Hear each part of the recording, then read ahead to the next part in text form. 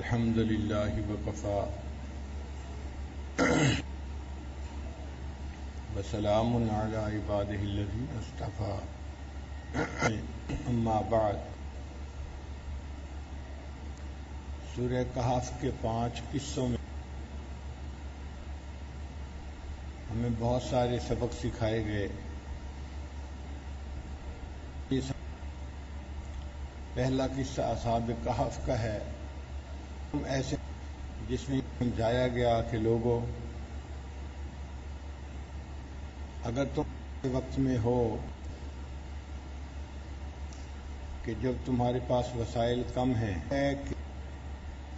اور ایمان کو بچانا مشکل ہو گیا ہے اور ڈر ہے کہ سوسائٹی زبردستی تمہیں فسق و فجور میں مبتلا کر دے، اس نے کفر کے اندر گھسیٹ لے جائے، تو تم اپنے ایمان کو بچانے کے لیے ایمان کسی کہف کے ساتھ جڑ جانا۔ کہف کے ساتھ جڑنے سے تمہارا ایمان سے بچ سلامتی رہے گا اور تم سوسائٹی کے برے اثرات پہلے کے ماڑکی پہ زندگی گزار لو گے۔ آج کے زمانے میں پہاڑ کے درمیان جو کوئی جگہ تھی اس کو کہف کہتے تھے، اور کے دور میں ہر وہ جگہ جو ایمان بچانے کا سبب بن سکتی ہے وہ کہف والوں کی ہے۔ مدارس کہف ہیں، اللہ خانقاہیں کہف ہیں،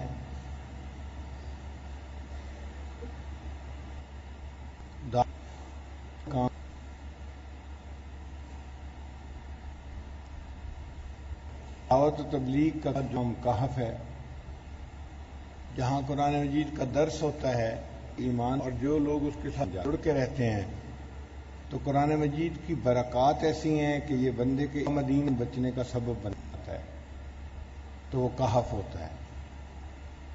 اور مکہ جانا اور یہ دونوں شہر کہف ہیں، چونکہ آئے گا اور وہ ان شہروں میں داخل نہیں ہو سکے گا، اللہ تعالیٰ کی حفاظت ہوگی۔ تو ان 5 کہف میں سے جس کے ساتھ جڑنا آسان ہو، انسان جڑ کے رہے اور اپنے ایمان کو بچانے کی فکر کرے۔ دوسرا قصہ تھا جنتین کا، کہ ایسا بندہ جس کو اللہ نے دنیاوی مال پیسہ خوب عطا کیا ہے، اس میں عام وہ عیش و آرام کی زندگی گزار رہا ہے، تو ایسے وقت تو ہمیں طور پر انسان نفس ان نعمتوں کو اپنی طرف منسوب کرتا ہے۔ اس سبق سکھایا گیا کہ آپ ان نعمتوں کو اپنی طرف منسوب نہ کریں، اللہ کی طرف منسوب کرنے سے بچیں، اور جس پروردگار نے یہ نعمتیں دیں اس کا شکر ادا کریں تاکہ اللہ کے شکر گزار بندوں بنیں۔ تیسرا قصہ تھا باتیں حضرت موسیٰ علیہ السلام اور خضر اسلام کا، اس میں جہاں اور بہت ساری آداب کھائی گئیں، ایک بات کہ ایک استاد اور شاگرد کے آداب کیا ہوتے ہیں، آداب المعلمین اور متعلمین، ان کو بھی سکھایا گیا۔ چنانچہ مفسرین نے لکھا ہے، ہم نے کہ موسیٰ علیہ السلام کے اس واقعے سے کئی فوائد ہم سے پوچھتے ہیں۔ سب سے پہلا فائدہ کہ بنی اسرائیل کے ایک شخص نے موسیٰ علیہ السلام پوچھا تھا کیا آپ اس کے سے بڑے عالم ہیں، تو انہوں نے جواب میں ہاں کہا تھا۔ پھر علم کے بعد اللہ تعالیٰ نے ان کو ایک ایسے بندے کے پاس بھیجا جس کے پاس ایسا علم تھا جو موسیٰ علیہ السلام کے پاس نہیں تھا، اور یہ سارا واقعہ پیش آیا۔ تو اس واقعے سے یہ سبق ملتا ہے کہ انسان کو اللہ تعالیٰ جتنا بھی علم و فرمائے، وہ کبھی یہ نہ کہے کہ میں بڑا عالم ہوں، یہی سوچے فوق کل ذی علم علیم، ہر علم والے کے اوپر ایک علم والا ہوتا ہے۔ اس لیے ہمارے اکابرین ہمیشہ جس بات امام مالک کا لا فوری نہیں ہوتا تھا، کہہ دیتے تھے لا ادری، میں نہیں جانتا، میں نہیں جانتا، جانتے مالک رحمۃ اللہ علیہ ہر قادری کہنے میں خوش ہوا کرتے تھے، اور آج ہم کچھ نہیں اور ہماری چیز جاننے کا اظہار بھی کرتے ہیں، میں تو سب جانتا ہوں، یہ ہماری جہالت کی دلیل ہوتی ہے۔ امام ابو یوسف رحمۃ اللہ علیہ فرمائے چیف جسٹس کے وقت کے بڑا عہدہ تھا جو اللہ نے ان کو عطا تو کیا تھا، مگر ان کی عادت تھی کہ جب کوئی بندہ ان سے کوئی بات پوچھنے ان کہہ دیتے تھے لا ادری، مجھے نہیں پتا، مجھے نہیں پتا، مجھے نہیں پتا۔ ایک نوجوان کوئی مسئلہ پادری مجھ کے پاس آیا اور اس نے مسئلہ پوچھا تو امام صاحب نے کہہ دیا لا مجھے نہیں پتا۔ نوجوان غصے میں آ گیا، اس نے کہا یہ کیا بات ہے، آپ کی تنخواہ آدھے بیت المال کے برابر ہے، آپ کی تنخواہ آدھے بیت المال کے برابر ہے، اور جب آپ سے مسئلہ پوچھتے ہیں تو کہتے ہیں لا ادری، مجھے نہیں پتا۔ کہا تو امام صاحب تحمل مزاج تھے، وہ اس پہ غصے نہیں ہوئے، بلکہ جواب میں انہوں نے علم کہا کہ اے بھائی، یہ جو تنخواہ ہے نا آدھے بیت المال کے برابر، تو یہ مجھے میرے علم کی وجہ سے ملتی ہے، اگر یہ مجھے میری جہالت کی بنا پر ملتی ہو گیا میری تنخواہ پورے بیت المال سے بھی زیادہ ہوتی۔ تو وہ نوجوان ہنس پڑا اور اس کو غصہ ٹھنڈا ہے۔ ہمارے اکابر ہمیشہ یہ کہا کرتے تھے کہ ہمارے علم سے ہماری جہالت زیادہ ہے، یعنی جتنے اندر جانتے ہیں اس سے جتنا ہم نہیں جانتے وہ زیادہ ہے۔ اس کے اندر اس میں انسان کے اندر عاجزی بھی آتی ہے، وہ بڑا بول بھی نہیں بولتا اور میں تکبر بھی نہیں پیدا ہوتا۔ حضرت موسیٰ علیہ السلام اس سفر طے اپنے ایک نوجوان کو لے کر گئے، یوشع بن نون ان کا نام تھا۔ تو پتہ چلتا ہے کہ انسان اگر سفر دے تو کسی نہ کسی کا رفیق سفر بنا لینا یہ بہتر ہوتا چلے۔ تیسری بات یہ کہ اگر شاگرد کو پتہ انسان اس فلاں استاد ہیں جن سے میں پڑھ سکتا ہوں، تو انسان خود استاد کے پاس چل کے جائے۔ آج کے دور میں چونکہ مال پیسہ ہے ہادیہ، تو طالب علم کوشش کرتا ہے کہ اپنے والد سے کہے کہ فلاں استاد کو کہیں کہ گھر آ کے مجھے پڑھا کریں، یعنی طالب علم یہ چاہتا ہے استاد چل کے آئے اور گھر میں آ کے مجھے پڑھائے، چل کے جائے، خود چل کے جائے یہ پسند نہیں کرتا۔ حالانکہ شاگرد کا استاد کی طرف کی جانا پر زیادہ بہتر ہے۔ علم کے لیے کوئی عمر کی قید نہیں ہے کہ 15 سال تک انسان علم حاصل کر سکتا ہے، اس کے بعد تو چاہیے زندگی کے جس حصے میں بھی انسان علم کی طلب محسوس کرے اس علم حاصل کرے۔ نبی علیہ الصلوۃ والسلام کے جتنے صحابہ تھے سب نے بڑی عمر میں جا کے اور کیا۔ حضرت ابو ہریرہ رضی اللہ عنہ نے 60 سال کی عمر میں اسلام قبول کیا، جتنا علم انہوں نے حاصل کیا وہ 60 سال کی عمر کے بعد حاصل کیا، اور وہ سب سے زیادہ روایت کرنے والے صحابی بن گئے۔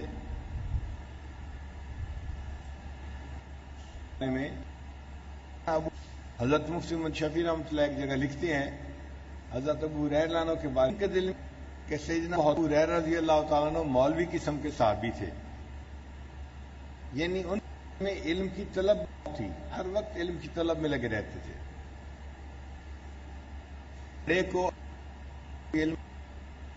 ایک مسئلہ یہ بھی یہاں سے نکلا کہ اگر کبھی بڑا علیہ السلام اپنے چھوٹے سے کوئی بڑا حاصل کرنا پڑے تو اس میں آر نہیں محسوس کرنی چاہیے۔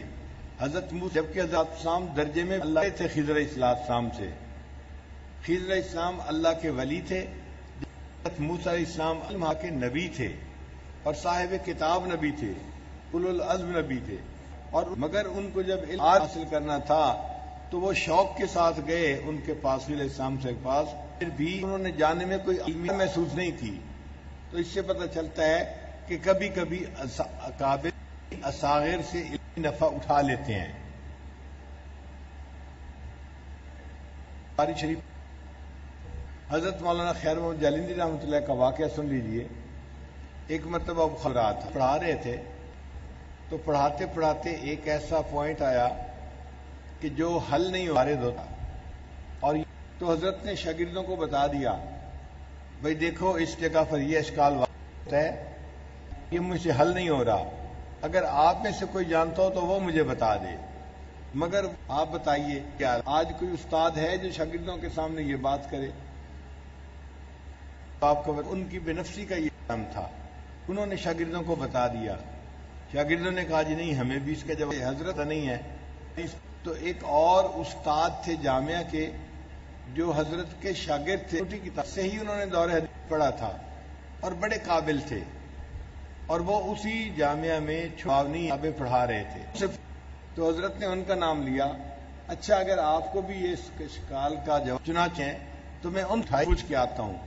استاد اپنے شاگرد کی طرف چل کے جا رہا ہے، اب کہ انہوں نے بخاری شریف کیا اور وہ اپنے اس شاگرد کے پاس چلے، کسی طالب علم نے بات سے بھایا اور ان کو بتا دیا کہ حضرت آپ کے پاس کوئی مسئلہ ڈسکس کرنے آ رہے ہیں، وہ بھی فوراً کلام حضرت باہر آ گئے، تو برآمدے میں حضرت کی اس سے ملاقات ہوئی، تو جب ملاقات ہوئی تو یہ بھی اس سے کہا مولانا یہاں ایک اشکال وارد ہوتا ہے، چونکہ آپ کا علم تازہ ہے، آپ نے اب بخاری شریف پڑھی ہے، ہو سکتا ہے آپ کو اس کا جواب یاد ہو تو آپ مجھے بتا دیجئے۔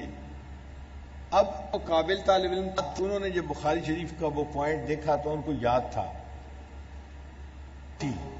جب یاد تھا تو انہوں نے اپنے استاد کو بتانا تھا، مگر ان میں بھی تواضع آ رہی ہے، انہوں نے یہ کہا جی استاد صاحب میرے خیال میں تو یہ ہے اور میرے دل میں تو یہ بات، ایسا نہیں کیا۔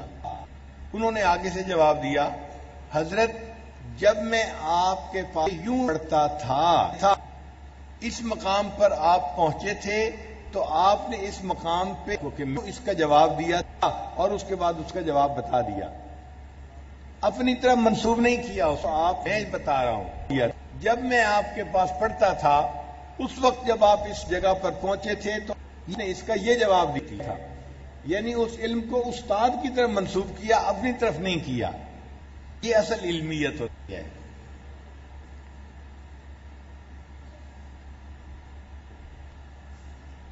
علم کے طلب کرنے میں سفر اگر دشوار بھی ہو تو بھی اختیار کرنا چاہیے۔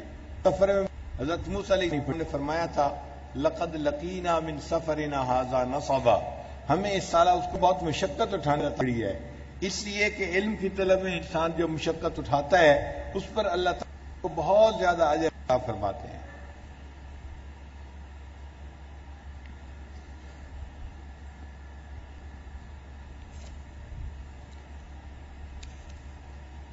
حضرت پھر ایک مسئلہ یہ بھی نکلتا ہے کہ جب موسیٰ علیہ السلام کی ملاقات ہوئی خضر علیہ السلام سے تو حضرت موسیٰ علیہ السلام نے وقت ضائع کیے بغیر جو اللہ ان کو بتا دیا کہ میں آپ کے پاس علم حاصل کرنے کے لیے آیا ہوں، آپ مجھے سکھائیے جائے، میں نے آپ کو علم عطا کیا۔ اس سے مطلب یہ نکلا کہ اگر کوئی شاگرد کسی استاد کے پاس کلیئرلی بتائے تو وہاں جا کے فوراً بتا دینا چاہیے کہ میرے آنے کا مقصد کیا ہے، کلیئر میں کیوں بتا دینا چاہیے۔ وقت بعض لوگ کلیئر بات نہیں کرتے، ایک دن دو دن گزر جاتے ہیں پھر بتاتے ہیں آیا تھا، یہ ضائع ہوتا ہے۔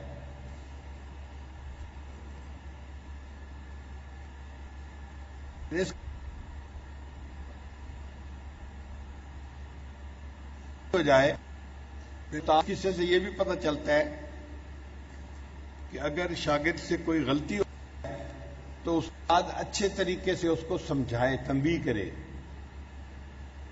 مناسب جیسے حضرت موسیٰ علیہ السلام نے بات پوچھی جو نہیں صبر کی تو خضر علیہ السلام نے فوراً ان کو جواب دیا الم اقل انک لن تستطیع معی صبرا، کیا میں نے نہیں کہا تھا کہ آپ میرے ساتھ صبر نہیں کر سکیں گے؟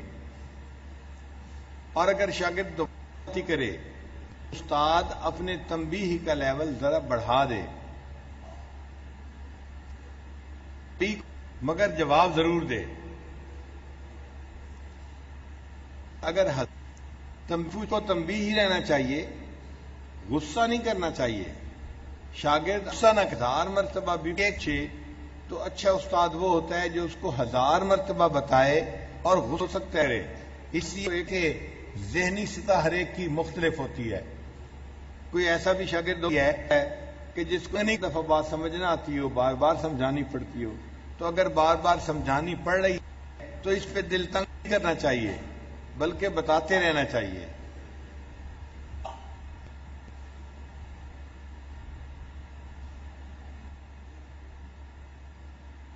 تھا کتابوں میں واقعہ لکھا ہے کہ ایک نوجوان کو اس کا گھر پہ نابینا ہو گیا، تو وہ اپنے باپ گراؤنڈ ساتھ رکھتا تھا، اپنے گھر اور اس کی خدمت کرتا تھا. اب ایک دن آواز آئی میں بیٹھا ہوا، وہ تو چائے پی رہا تھا، اپنے والد کو چائے پلا رہا تھا. اتنے میں ایک چڑیا کی آواز کیسی ہے. باپ نے پوچھا کہ یہ کیا ہے؟ اس نے کہا جی چڑی ہے. کس رنگ کی ہے؟ چڑی ہے. اس نے بات بتائی. تھوڑی دیر بعد باپ نے پھر پوچھا یہ کس کی آواز ہے؟ اس نے کہا پوچھا. اس نے کیسا رنگ ہے؟ ایسا رنگ ہے. پھر تھوڑی دیر بعد اس نے تیسری دفعہ بتا چکا.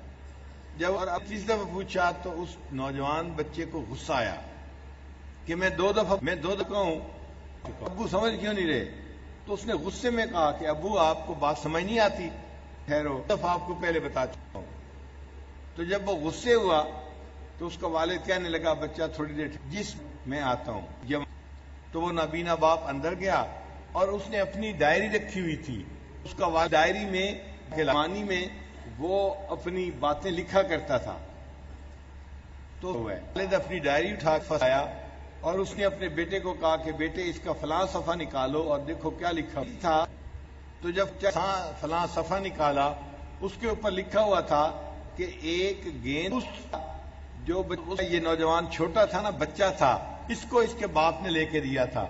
اور نوجوان بچے نے اس وقت اپنے باپ سے 30 مرتبہ پوچھا تھا ابو یہ کیا ہے، اور باپ نے ہر دفعہ پیار سے کہا تھا بیٹا یہ گیند ہے، اس مقصد کے لیے ہوتا ہے. تو والد نے اسے کہا کہ دیکھو کیا تھا کہ تم بچے تھے، آج تم نے 30 مرتبہ مجھ سے پوچھا تھا کہ یہ کیا ہے، اور میں نے آرام سے بتا دیا ابو یہ گیند ہے.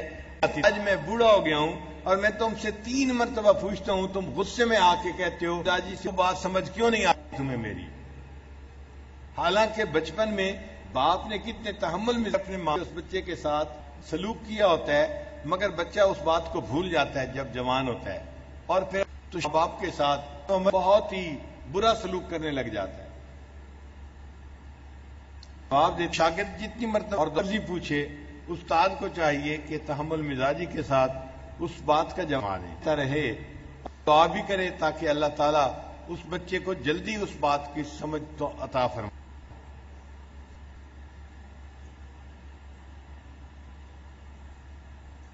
ضائع پھر اگر علم کا موقع سکا ہو جائے، اچھا طالب میں وہ ہے کہ دل میں افسوس کرے کہ میں علم حاصل نہ کر آپ سے.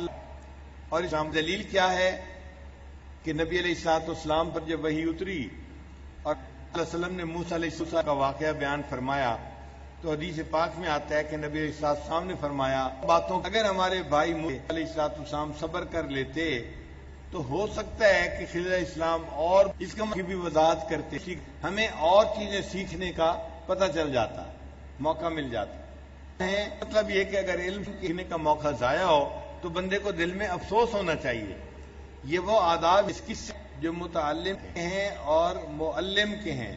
اور دیکھیے یہ حضرت موسیٰ علیہ السلام کی وجیتے سے یہ بھی سامنے آتا. قرآن کا ہے کا جو یہ سورہ کہف کا چوتھا قصہ ہے وہ حضرت آدم علیہ السلام ہے. اس میں یہ بتایا گیا کہ ایمان والو تمہارا اصلی وطن جنت بھول جاؤ، تو دنیا میں دل نہ لگاؤ اور فانی دنیا کی خاطر اپنی آخرت کو نہ بھول ہیں. والباقیات الصالحات جو باقی رہنے والے اعمال ایسی وہ زیادہ بہتر ہے دنیا کے مال و دولت سے. تم آخرت کی تیاری میں لگے رہو اور کرنے زندگی گزارو کہ آخرت میں کامیاب ہو جاؤ. پانچواں قصہ ہے سکندر ذوالقرنین کا. اس قصے میں دو باتیں سکھائی گئی ہیں. اللہ پہلی بات تو یہی کہ اگر اللہ تعالیٰ کسی بندے کو مال و دولت عطا کرے تو اس کو چاہیے کہ اللہ کے بندوں کی اللہ کے لیے نفع آسانی کا کام کرے، فائدہ کرے اللہ کے بندوں کا اللہ کی رضا کے لیے، دنیاوی شہرت یا مال و منال کے لیے نہ کرے، اللہ کی رضا کے لیے کرے۔ سکندر ذوالفقارنین کو قوم نے کہا تھا ہم جمع کر کے پیسے آپ کو خراج کے طور پہ دیتے ہیں تاکہ تم، ان کہا تھا مجھے پیسوں کی ضرورت نہیں ہے، بس تم میری مدد کر دو، میں تمہارے لیے دیوار بنا دیتا ہوں تاکہ نہ پریشانی سے بچ جاؤ۔ تو اللہ کے بندوں کی اللہ کے لیے نفع رسانی کی کوشش کرتا ہے، یہ چیز اللہ کے اندر بہت پسند ہے۔ ایک سبق تو ہمیں یہ ملتا ہے، اور دوسرا سبق یہ ملتا کہ سکندر ذوالفقارنین اللہ کے نیک بندے تھے، اللہ نے ان کو اسباب کا علم بھی عطا کیا تھے اور اسباب بھی دیا تھے، چنانچہ وہ اللہ کی زمین پر اللہ کا قانون لاگو کرتے ہوتا ہے۔ اور ایسا بندہ جو اللہ کی زمین پر اللہ کا قانون لاگو کرے، اللہ کا بڑا پسندیدہ بندہ، ہمیں بھی چاہیے ہم اس بندے کے لیے دعائیں کریں جو ملک کے اندر کے لیے شریعت کے قانون کے نفاذ کے لیے کوششیں کر رہا ہو، اس خالی دعائیں کرنا ہم اپنے لیے واجب سمجھیں، فرض سمجھیں۔ دعا ہماری کوئی دعا اس کو نہیں ہونی چاہیے اس کی دعا سے، اس لیے کہ وہ ایک عظیم کام میں لگا ہوا ہے، ہم کریں گے اللہ کو کامیاب کرے تاکہ اس کے بدلے اللہ کی زمین پر اللہ کا قانون لاگو ہو جائے، جس کے کی طرز جمہوری نشان کج کلاہی چاہیے، بندے ہیں اسی کا بادشاہی چاہیے۔ ہم بھی یہ چاہتے ہیں اور دل میں تمنا رکھتے ہیں کہ ہمارے یہ پیارا ملک پاکستان کلمے پہ نام پہ لیا گیا، اللہ کرے کہ اس کے اندر شریعت یہ ہو جائے، ہم اس میں شریعت کے مطابق زندگی گزارنے والے بن جائیں۔ ہمارا ملک ایک نعمت ہے جو اللہ نے ہمیں عطا کی ہے، ہمیں اپنی آزادی کی قدر کرنی چاہیے۔ جیسے جتنی دین کی آزادی اس ملک میں ہے پوری دنیا میں کہیں نظر نہیں آتی۔ دادی سے دین کے مدارس یہاں پر آزادی سے کام کر رہے ہیں، باقی پوری دنیا میں کہیں مدارس اتنا ازمام اور کام نہیں کر سکتے۔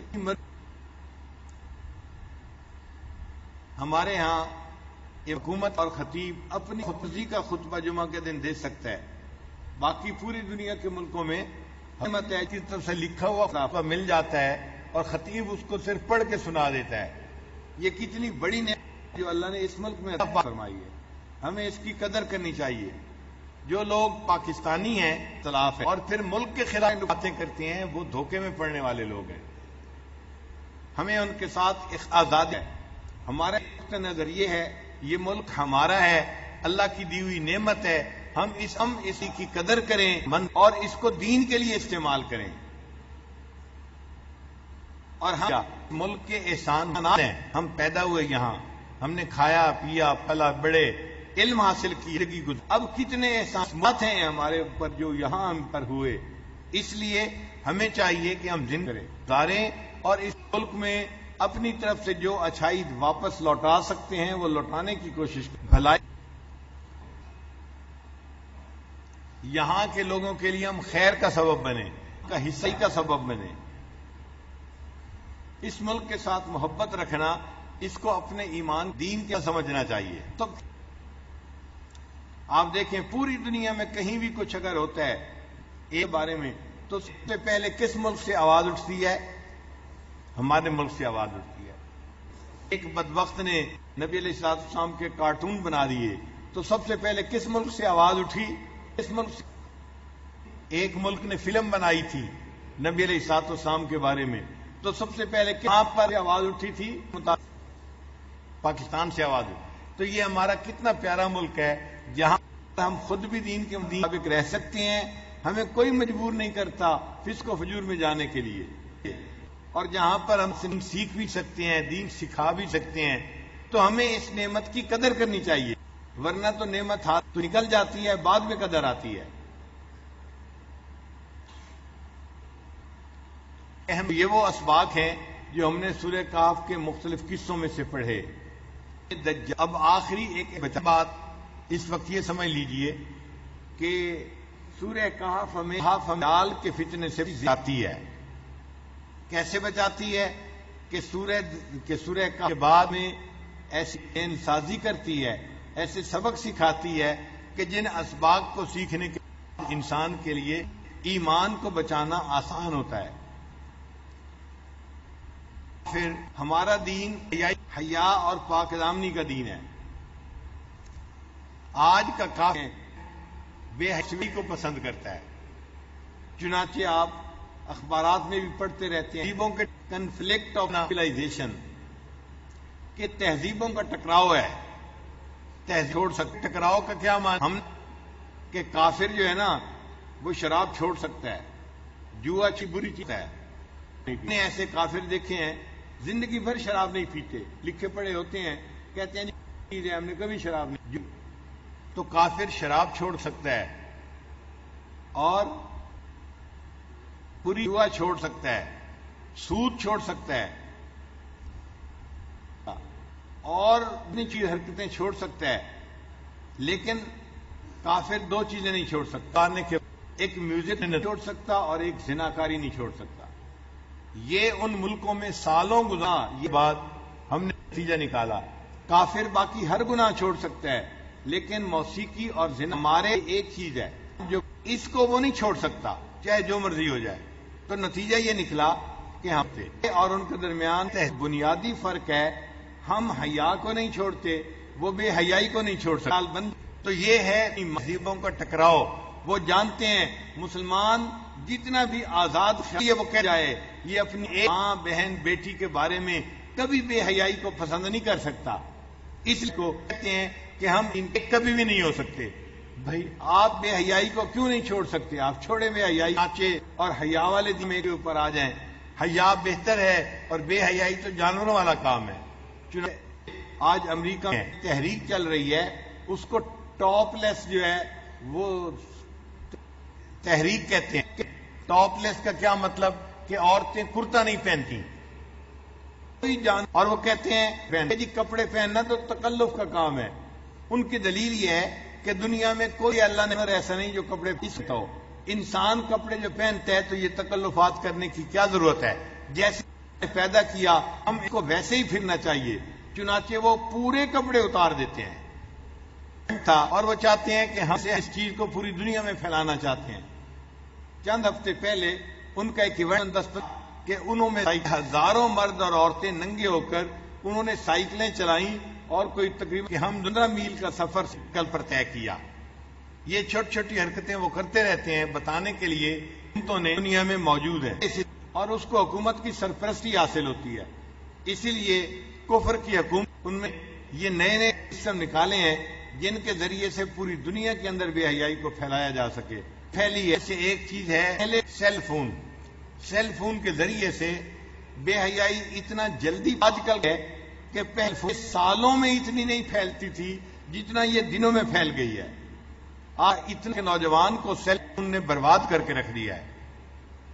غیر محرم لڑکی اور لڑکے کا رابطہ کمرے میں آسان ہو گیا ہے کہ ماں باپ کو پتہ ہی نہیں ہوتا۔ لڑکی اپنے کمرے میں بیٹھی ہوتی ہے، لڑکا اپنے ہوتے ہیں، ماں باپ سمجھتے ہیں یہ کمرے میں بیٹھے پڑھ رہے ہیں ہمارے بچے، اور بچے بیٹھے فون پہ ایک دوسرے کے ساتھ بات کرتے ہیں۔ اور پھر تصویروں کا یہ سلسلہ ایسا ہے کہ ایک دوسرے کو اپنی تصویریں بھیج رہے ہوتے ہیں بھی تھا اور ایک دوسرے کے ساتھ تصویریں دیکھ رہے ہوتے ہیں۔ پہلے زمانے میں اگر کوئی لڑکا بدکار بنتا ہاتھ پہ تو لڑکی کے ساتھ رابطہ کرنا مشکل ہوتا تھا، اس کو رکا بھیجنا پڑتا تھا، کسی کے ملتا پیغام بھیجنا پڑتا تھا۔ رکا بھیجنا پیغام بھیجنا ایک مشکل کام تھا، موقع ہی نہیں آسان تھا اس کو اس کے ساتھ رابطے کا، تو برائی مشکل تھی۔ آج اس سیل فون نے اس کام کو وہ بھی کر دیا۔ اسی لیے کفر کی حکومتوں نے سیل فون کی جو قیمتیں رات میں عجیب رکھی ہوئی ہیں کہ دن میں آپ فون کریں تو آپ کو دگنے پیسے دینے پڑیں گے، اور وہ بعد فون کریں تو فون ہی ہو جاتا ہے۔ اور کمپنیاں ساتھ لکھتی بھی ہیں کرو ساری رات، تاکہ نوجوان ساری رات انہی گناہوں کے کاموں میں لگے رہیں۔ آج یونیورسٹیوں کے اور سکولوں کے جو استاد ہیں وہ بڑے پریشان ہیں۔ کیوں؟ دوسرے سے بچے نوجوان آتے ہیں، سب کو نیندیں آ رہی ہوتی ہیں، اس لیے کہ وہ راتوں کو جاگ رہے ہوتے ہیں ایک بات کرنے کے لیے۔ اور یہ بات 15 منٹ 20 منٹ نہیں ہوتی. مجھے ایک لڑکے نے کہا کہ میں جس سے تعلق تھا ایک رات میں نے 9 گھنٹے اس سے بات کی. میں سن کے اسے سے گیا 9 گھنٹے تک دونوں ایک دوسرے سے بات کرتے رہے. اب بچے اگر 9 گھنٹے بات کریں گے آپ سوچیں وہ پھر رات تو ساری رات جاگتے ہی گزار دیں گے. قوموں کے اندر کر رہی ہیں, اخلاق خراب ہو رہا ہے, تعلیم پہ اثر پڑ رہا ہے, اور یہ کفر کی حکومتیں اس چیز کو پروموٹ کر رہی ہیں. پھر اس سے بڑھ کر ایک اور مصیبت آ گئی جس کا نام ہے انٹرنیٹ. اس کو کہتے ہیں enter into the net. Net کہتے ہیں جال کو, چل نہیں سکتے انٹو دی نیٹ. ایک جال کے اندر داخل ہو جاؤ, مچھلی جال کے اندر داخل ہو جاتی ہے تو نکل نیٹ کتی. ہم نے بھی یہ دیکھا ہے نوجوان بچہ یا بچی جن کو ایک دفعہ اور چسکا پڑ جاتا ہے وہ پھر انٹرنیٹ کو چھوڑنا مشکل ہو جاتا ہے, ایڈکشن ہو جاتی ہے ان کو. اور ان سائنسی تحقیق ہے سگریٹ کی ایڈکشن چھوٹی ہے, شراب کی ایڈکشن چھوٹی ہے, چھوڑ سکتے. انٹرنیٹ کی ایڈکشن سے بھی زیادہ ہے. شرابی بندہ شراب آسانی سے, اور انٹرنیٹ والا بندہ انٹرنیٹ کو آسانی سے نہیں چھوڑ سکتا. اور انٹرنیٹ کے اوپر اتنا گند پھیلایا گیا ہے کہ جو بندہ چاہے وہ بیٹھ اس فحاشی کو گھنٹوں دیکھتا رہے پیچھے. تو یہ لوگوں کی حقوقیوں سے حیا کو نکالنے کا ایک طریقہ ہے. آپ کو پتہ ہے اس انٹرنیٹ کے کو اپنے ان کافر حکومتوں کو کروڑوں روپیہ خرچ کرنا پڑتا ہے. بڑے بڑے حیائی کمپیوٹر لگانے پڑتے ہیں اس کو سپورٹ کرنے کے لیے, مگر یہ وہ خرچ کرتے ہیں تاکہ دنیا کے اندر بےحتے ہیں عام ہو جائے. اصل مقصد ان کا یہ ہے. لیکن چونکہ دجالیت ہے نا تو ملمہ سازی کر تو ہم جی انٹرنیٹ کو عام کر دیا ہے کاروبار کے لیے. کمپنیاں کاروبار آسانی سے کر سکتی ہیں. لگایا کمپنی کے کاروبار کا, اور اندر مقصد کیا تھا تاکہ دنیا کے اندر بے حیائی فیس بک عام ہو جائے. نہیں, چنانچہ یہ جو فیس بک ہے یہ تو عجیب مصیبت ہے. ہمیں تو فری میں پر جانے کا بھی پتہ نہیں ہے, حالانکہ الیکٹریکل انجینئر ہیں, پتہ بھی نہیں کہ جاتے کیسے ہیں. نویں زندگی فیس بک کا سفر ہے. لیکن جو استعمال کرتے ہیں ان سے جب پوچھا تو انہوں نے کہا محرم کہ فیس بک کا جو بندہ کھولتا ہے 3 منٹ کے اندر اندر کسی نہ کسی غیر کی تصویر اس کو ضرور نظر آتی ہے, ایڈورٹائزمنٹ آ جاتی ہے, یا کوئی نہ کوئی لڑکی تصویر سامنے آ جاتی ہے. اب آپ بتائیں جس فیس بک کو کھولنے پر 3 منٹ کے اندر اندر انسان آج غیر محرم کی تصویر دیکھتا ہے, اس فیس بک کو کھولنا جائز کہاں سے ہو گیا؟ اور دوسرے یہ عام ہے. لڑکیوں نے بھی اپنے صفحے بنائے ہوئے ہیں, لڑکوں بھی صفحے بنائے ہوئے ہیں, اور ان کے فیس بک سے جو کے ساتھ رابطے بڑھ رہے ہیں. تو بیسیکلی یہ بے حیائی کو پھیلانے کا ایک دھندا ہے, لگتا ہے کفر نے شروع کیا ہے. اور واقعی انٹرنیٹ اور فیس بک اور ان چیزوں کے آنے کے بعد اب یوں کہ شیطان فارغ ہو کے بیٹھ گیا ہے. اب شیطان سمجھتا ہے شیرا کام انسانوں کیا سنبھال لیا, میرے چیلے بہت دنیا میں ہو گئے, اب مجھے شیطانیت کرنے کی ضرورت ہے. اس پر کسی شاعر نے کچھ اشعار کرتے ہیں, ذرا غور سے سنیے گا. شیطان اعتراض ہے, کہتا کہ سوچتا ہوں کہ اب انسان کو سجدہ کر لوں. اب شیطان کی سوچ یہ ہے بنایا کہ میرا دل چاہتا ہے کہ میں اب انسان کو سجدہ کر لوں. تو نے جس وقت یہ انسان رپنا یا رب, اس گھڑی مجھ کو تو ایک آنکھ نہ بھایا یا رب, اس لیے میں نے سری ہے نہ جھکایا یا رب, لیکن اب پلٹی ہے کچھ ایسی ہی کایا یا رب. عقل مند اب یہ اسی میں سے میں توبہ کر لوں, سوچتا ہوں کہ اب انسان کو سجدہ کر لوں. اس شیطانیت میں بھی مت آگے نکل گیا, اب اس کو سجدہ میں کر لوں یہ زیادہ بہتر ہے. ابتدان تھی بہت نرم طبیعت اس کی, قلب و جاں پاک تھے شفاف تھی طینت اس کی, پھر بدلنے لگی خصلت اس کی, اب تو خود مجھ پہ مسلط ہے شرارت اس کی. اس سے پہلے بھر میں اپنا ہی تماشا کر لوں, سوچتا ہوں کہ ابھی انسان کو سجدہ کر لوں. اللہ فرمایا کون بھر دیا تو نے بھلا کون سا فتنہ اس میں, تو کیا فرماتے ہیں نا، ہم نے انسان اس خیر کو بھی رکھا، شر کو بھی رکھا. وہ کہتے ہیں کہ جو شر آپ نے رکھا ہے نا، پتہ نہیں کیا ہے، فتنہ ہے اللہ جو آپ میں بھرا ہے. بھر دیا تو نے بھلا کون سا فتنہ اس میں، پکتا رہ وجود ہمیشہ کوئی لاوا اس میں. ایک ایک سانس ہے اس صورت شعلہ اس میں، آگ موجتا ہوں کیا مجھ سے بھی صدا اس میں. اپنا آتش قدائے ذات ہی ٹھنڈا کر لوں، سوچ باپ ہوں کہ اب انسان بے سجدہ کر لوں. اب تو یہ خون کے بھی رشتوں سے اکڑ جاتا ہے، خود سے بھائی سے بندے سے بھی لڑ جاتا ہے. جب کبھی تیش میں ہتھے سے اکھڑ جاتا ہے، سوچتا ہوں میرے شر کا توازن سبھی بگڑ جاتا ہے. اب تو لازم ہے کہ میں خود کو بھی سیدھا کر لوں، سوچ مادھو کہ اب انسان سجدہ کر لوں.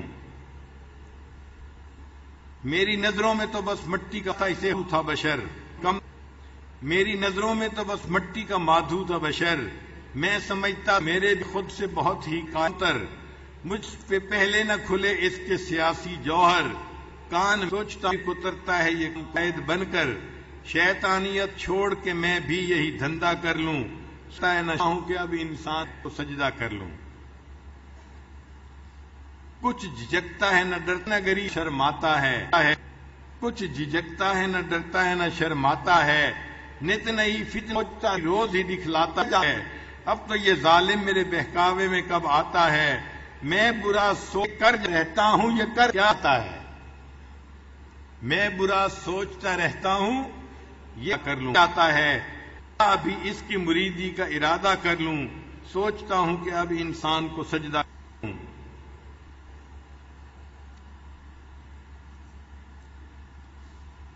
اس ظلم کے دام بچھائے ہیں نرال دام نے،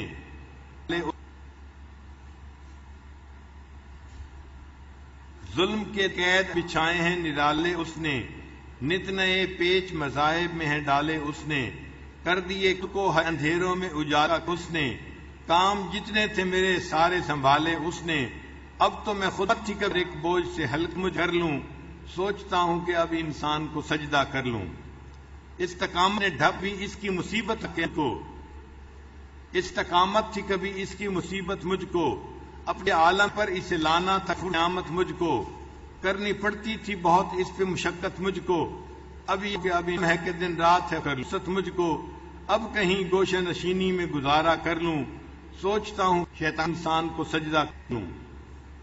مست تھا میں تیرے آدم کی حقارت کر کے، سے بغان کہتا ہے مست تھا میں تیرے آدم کی حقارت کر کے، خود پہ نازاں تھا بہت تیری اطاعت کر کے.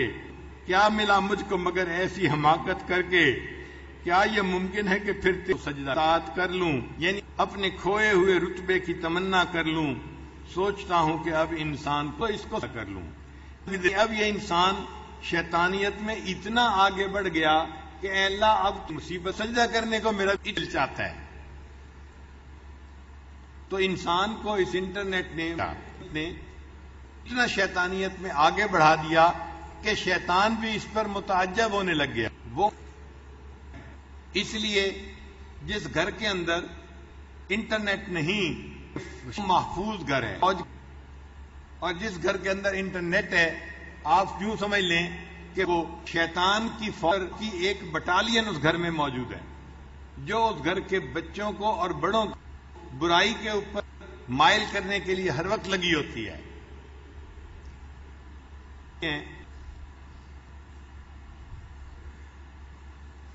ایک سوال اکثر نوجوان پوچھتے ہیں کوئی کہ دجال کوئی انسان ہوگا یا دجال کوئی تہذیب کا نام ہوگا. واقعی یہ بڑا دلچسپ سوال ہے. پہلے ایک بہت سارے علماء یہ سمجھتے ہیں کہ دجال کے آنے سے پہلے دجالی تہذیب ہوگی جس کو ایک دجالی گروہ بنائے گا، یعنی ہوں گے وہ انسانی مدد، لیکن اس دجال کی تہذیب کو وہ پروموٹ کرنے والے ہوں گے. حضرت مفتی رفیع عثمانی باتوں کے ساتھ بہت سال پہلے ایک مرتبہ بات ہو رہی تھی تو حضرت نے فرمایا یہ کہ اگر احادیث سے صراحتاً یہ پتہ نہ چلتا کہ دجال انسان ہوگا تو ملیت کہہ دیتا کہ امریکہ نہیں بہادر دجال ہے. اس لیے کہ جو دجال نے کام ہے وہیں سے شروع ہو رہا ہے اور پوری دنیا کے اندر پھیل رہا ہے. اور وہاں پر کون؟ اور یہ یہودی بیٹھے ہوئے ہیں. یہ یہودیوں کا گروہ یہ دجال کے ایجنٹ سمجھ لیں. نکالے وہ ہر دجالیت کی تہذیب کو دنیا کے اندر پھیلا رہے ہیں. عورت کو بے پردہ کرنے کے لیے گھر دود ہے رہے ہیں. مسجد کے شانہ بشانہ نعرہ یہ ہے، اور حقیقت میں عورت کو بے پردہ کرنا مقصد لگائے. عورت کو گھر نکالنا مقصود ہے تاکہ ہم اس کو کھلونا بنا کے استعمال کر سکیں. مگر ناریت ہے شانہ بشانہ، اور اس کے اوپر جو ہے حقوق نسواں کا نعرہ لگایا. یہی تو دجالی کہ نعرہ کچھ ہوتا ہے، مقصد اندر کچھ اور ہوتا ہے. آخرت سے روٹی کپڑے مکان کا نعرہ لگایا اور دنیا کے انسانوں کو آخری سے غافل کر دیا. آج مادیت کی جتنی محبت ہے یہ وہیں پیدا ہو رہی ہے دنیا میں، اور اس کو باقاعدہ آگے پھیلایا جا رہا ہے، بڑھایا جا رہا ہے. جیسے تو ہمیں یوں لگتا ہے کہ دجال ایک انسان ہی ہوگا. سمجھ لیں حدیث پاک میں آیا ہے، اور وہ یک چشم ہوگا، ایک آنکھ والا ہوگا، کانا ہوگا. اور یہودی اس کانے کو اپنا کوئی بڑا پیغمبر اور خدا سمجھتے ہیں. اور وہ کہتے ہیں کہ آنے والے وقت میں ہمارا ایک آنکھ والا خدا آئے گا اور ہمیں پوری دنیا کا ایک آنکھ مل جائے گا. اسی لیے وہ اپنی تصویروں میں، کتابوں میں ایک آنکھ کے تصور کو بڑھاتے جا رہے ہیں. آج $20 کے نوٹ کو دیکھیں، ایک آنکھ بنی ہوئی ہے. ان کی مختلف جو ہے ایجنسیز کے سگنل جو مونوگرام ہوتے ہیں ان دیکھیں، ان پر ایک آنکھ بنی ہوتی ہے. اور تو اور سعودی پولیس کا نیا ایک آنکھ نام بنا ہے، اس کے اوپر ایک آنکھ بنی ہوئی ہے. ایک آنکھ کے تصور کو دنیا میں بڑھایا جا رہا ہے تاکہ ایک دیکھیے والا بندہ جب آئے تو ایک آنکھ کا ہونا کوئی عیب نظر نہ آئے. دجالیت کے انتہا جی ہاں ابھی سے یہ کا دینا شروع کر دیا. ایک آنکھ بری نہ لگے کسی کو، لوگ پہلے سے جانتے ہیں ابھی سے ایک آنکھ بھی ہو سکتی ہے. اپنے کانے پن کو چھپانے کے لیے، عیب کو چھپانے کے لیے انہوں نے سب کا سے ایک آنکھ کا تصور کیا اور ساتھ ایک مثلث بھی بنا دیتے ہیں.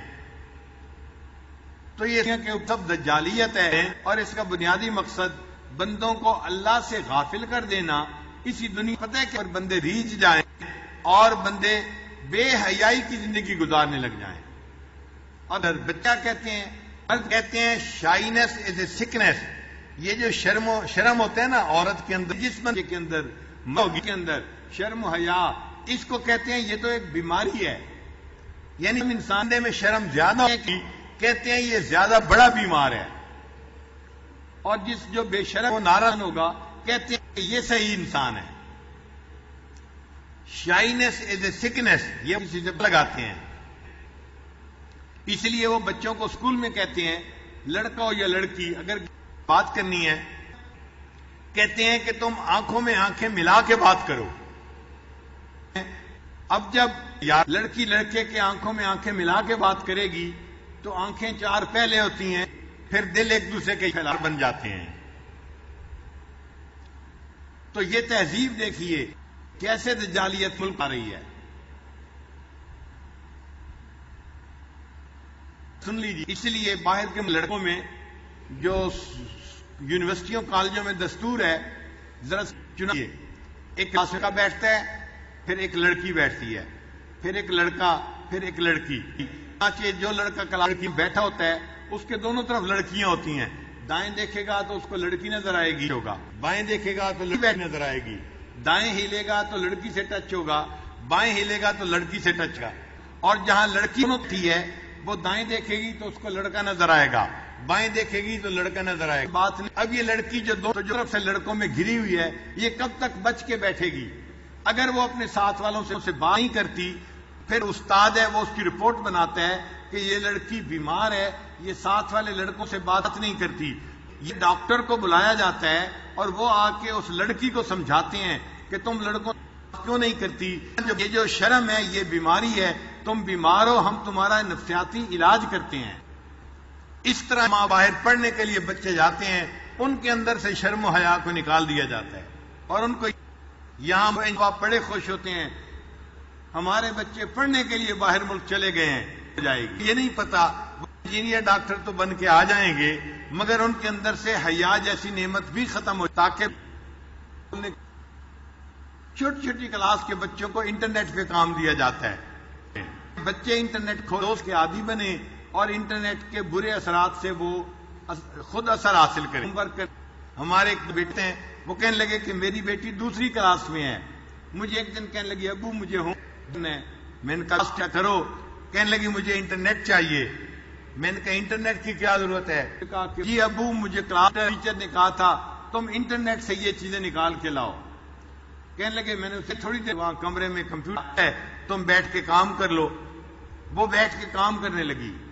کہنے لگے جب میرے بعد مجھے خیال آیا یہ 2 سال کی بچی ہے، یہ انٹرنیٹ پہ کیا کر رہی ہوگی دیکھوں تو صحیح۔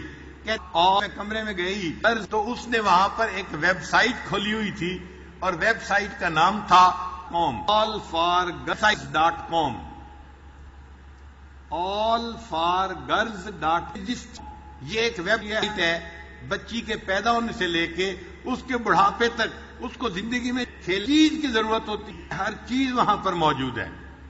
تو چلو بچی کے لیے تو کھلونے ہوتے ہیں، بنانی ہے کی چیزیں ہو گئی، تم نے بال کیسے بنانے ہیں، بالوں کی لٹیں کیسے بنانی ہیں یا پونی کیسے بنا پڑتے ہیں، یہاں تک تو بات ٹھیک ہے۔ نہیں، جب لڑکی جوان ہو جاتی ہے پھر اس کو لڑکوں سے رابطے کرنے بات اس کے بھی طریقے سکھائے کرے، پھر لڑکوں کے ساتھ رہنا کیسے ہے وہ طریقہ بھی سکھایا گیا، پھر لڑکوں کے ساتھ میل ملاپ کیسے کرنا ہے وہ بھی سکھایا گیا۔ یہ سب چیزیں اسی ویب سائٹ پہ سکھائی گئی ہیں اور اس ویب کو 2 سال کی بچی بول کے بیٹھی ہوئی ہے،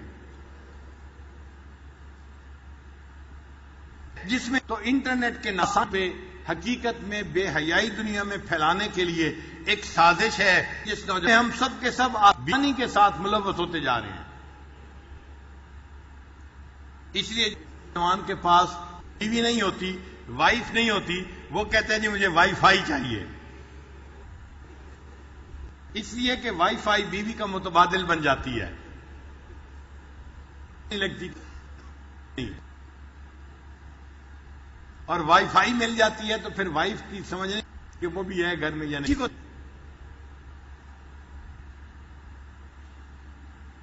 اور لگا تو یہ اس دجالیت کہتے ہیں کہ پھیلانا کچھ چاہتے ہیں مگر اوپر سے نعرہ کچھ دیا ہے، نعرہ لگایا ہم نے پوری دنیا کو ایک شہر بنا دیا ہے، ایک گلوبل ولیج بنا، تم انٹرنیٹ کی پوری بزنس اچھے طریقے سے کر سکتے ہو۔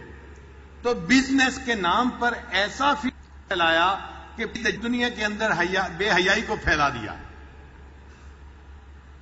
سمجھیے یہی جعلی تہذیب ہے اور اسی سے ہمیں بچنے کی ضرورت ہے۔ تو آپ یوں دوسرے کہ دجال جس کا نام ہے نا وہ ایک بندہ ہوگا مگر اس کے آنے سے پہلے کچھ بندے اس کی تہذیب بنا دیں گے اور پوری دنیا میں اس کو پھیلا دیں گے، پھر جو دجال آئے گا اس کے لیے اپنی دجالیت کو پھیلانا اور آسان ہو جائے گا، وہ ایک چکر لگائے گا اور پوری دنیا سے بھی دجالیت پھیل جائے گی۔ ہمیں دجال سے بھی بچنا ہے اور دجالی تہذیب سے بچنا ہے۔ یہ بات سمجھ آ گئی؟ ہمیں دجال سے بھی بچنا ہے اور اگر دجالی تہذیب سے بھی بچنا ہے کیونکہ ہمارا اصل مقصد ہے اپنے ایمان کو بچانا ہوں گے۔ ہم اپنے ایمان کو بچا گئے تو ہم کامیاب ہوں گے اور اگر ہمارے ایمان پہ اثر پڑ گیا تو ہم ناکام تھا۔ اس لیے سورۃ کہف ہمیں اپنے ایمان کو بچانے کی سبق دیتی ہے۔ وہ سبق ہم نے پڑھ سورہ کہف، ہم ایک مرتبہ پھر سورہ کہف کے واقعات کا تکرار کر لیتے ہیں چونکہ آج کا یہ پہلا کہف کا درس آخری درس ہے۔ بتائیے سورہ کہف میں کتنے واقعات ہیں؟ 5 واقعات ہیں۔ لباب کیا کون سا ہے؟ آدم جو سینٹرل واقعہ ہے جو لبے میں ان سے ہے وہ حضرت آدم علیہ السلام کا واقعہ ہے اور اس میں اللہ نے شیطان کا بھی تذکرہ کیا۔ اس واقعہ آسان کو کیا سمجھایا نہیں کہ ہمارا اصلی وطن جنت ہے، وہ آخرت ہے، دنیا عارضی ہے، فانی ہے، دنیا سے دل مت لگاؤ، آخرت کو یاد رکھو اور اس کی تیاری زیادہ کوشش میں لگے رہو۔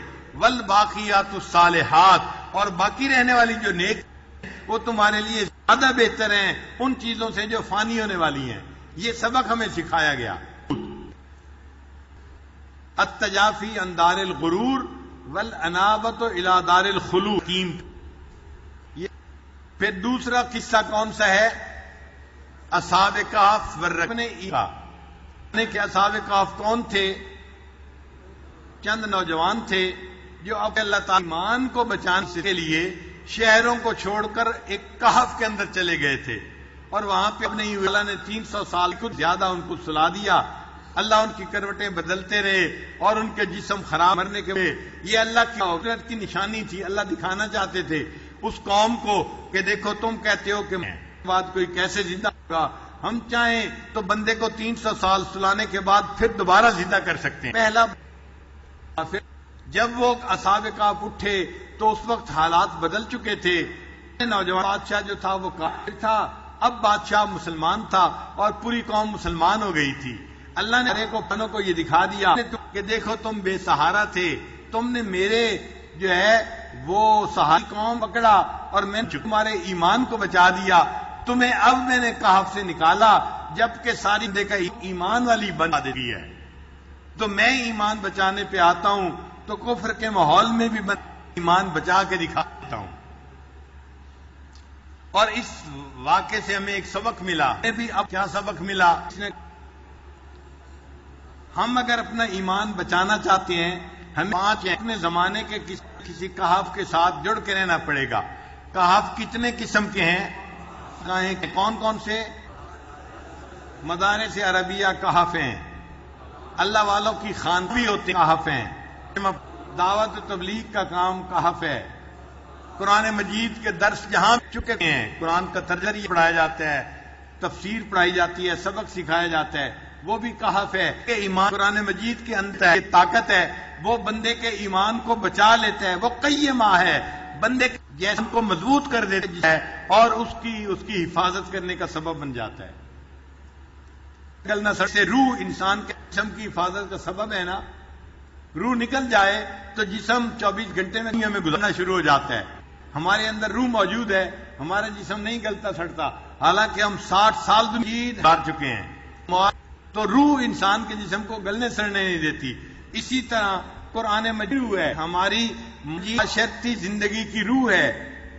یہ جو روح ہماری ہے یہ جسم کی روح ہے، اور قرآن مجید ہماری سوسائٹی کی روح ہے. وَكَذَلِكَ أَوْحَيْنَا إِلَيْكَ جو ہے ہم من امرنا ہے. اللہ نے قرآن مجید کے لیے روح کا لفظ استعمال کیا ہے. تو روح ہمارے معاشرے کی وہ قرآن مجید. اگر یہ قرآن مجید ہمارے معاشرے میں آ جائے گا تو ہمارے معاشرے کے ایمان کے گلنے سڑنے کو بچا لے گا. اس لیے قرآن مجید میں جو حف ہے اور مدینہ منورہ اور مکہ مکرمہ یہ بھی کہا، اور یہ بھی جائے گا وہ شیطان کے فتنے سے، وہ دجال کے فتنے سے بچ جائے گا. اور نقطہ سن لیجئے، علماء نے کتابوں میں لکھا ہے، خاص طور پر علامہ طاہر صاحب مجموع البحار لکھتے ہیں کہ جو لوگ اپنے دور کے کہدی میں رہنے والے ہوں گے ہم آوان المہدی بنیں گے. یہ امام مہدی جب آئیں گے تو ان کے آوان مددگار بھی یہ کہف والے اصحاب ہی بنیں گے. تو اپنے ایمان کو بچانے والے لوگ ہیں، یہی لوگ امام مہدی کے ساتھی بنیں گے کیا دنیا میں. پھر اس کے بعد واقعہ ہے حضرت موسیٰ علیہ السلام کا. اس واقعے میں ہمیں علم اور متعلم کے آداب کا پتہ چلتا ہے. اس واقعے سے ہم 2 سبق سیکھتے ہیں. انسان کون سے کہ موجود ہے، ہمیشہ یہ سمجھے کہ میرے علم سے اوپر بھی علم والے دنیا میں موجود. انسان کبھی بھی اشیاء کی یہ حقیقتوں کا احاطہ نہیں کر سکتا کہ وہ تمام اشیاء کی حقیقت کو جان لے. نہیں، علم فقط اللہ کے پاس ہے. بندہ جتنا سائنسی ترقی کرتا جائے وہ اشیاء کی ساری اشیاء کی حقیقتوں تک نہیں پہنچ سکتا. یہ ذہن میں بٹھا لیجئے. ایک سبق تو ہم نے سیکھا، اور دوسرا سبق ہم نے کیا سیکھا؟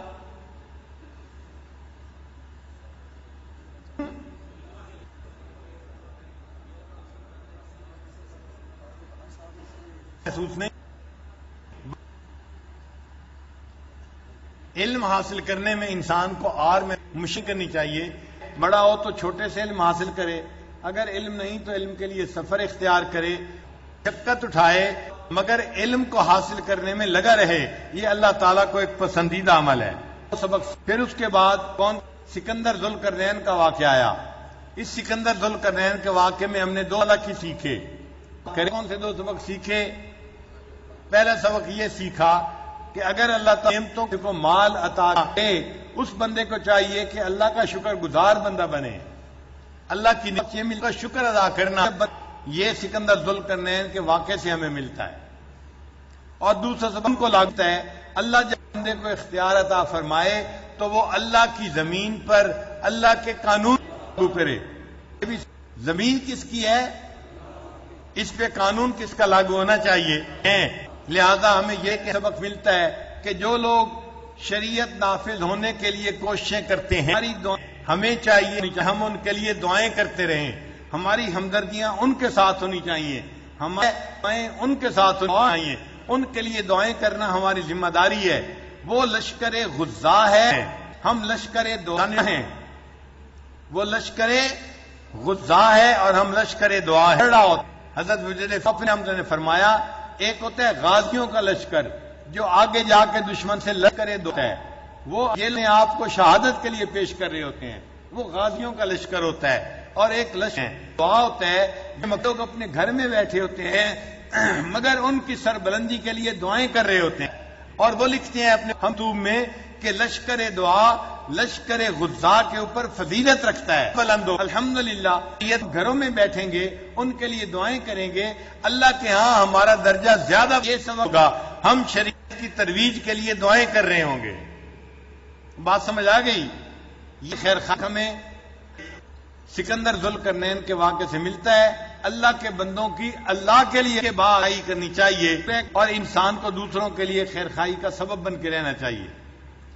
پھر اس میں سے سورہ کاف کے آخر پہ 3 باتیں اہم ہیں جو بیان ہوئیں. پہلی بات کون سی تھی؟